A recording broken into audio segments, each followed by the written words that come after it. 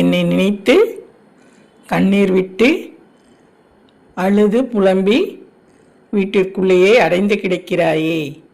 நீ எங்கிருந்து அழுதாலும் சரி, வீட்டை விட்டு வெளியே வராமல் இருந்தாலும் சரி, உன்னுடைய எல்லா காரணத்திற்கும் கஷ்டகாலம் முடிந்துவிட்டது. உன்னை நான் பார்த்து கொண்டுதான் இருக்கிறேன். எப்பொழுதும் உன் கூட நான் இருப்பது நீ உணரவில்லையா? வாழ்க்கையில் எத்தனையோ தீமைகள் செய்தவர்களையெல்லாம் அடக்கி நுறுக்கி சாம்பலாக்கி விட்டேன்.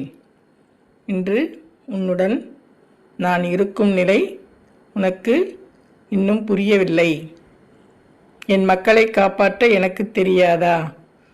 எந்த விஷயத்தையும் மேலோட்டமாக பார்க்காதே.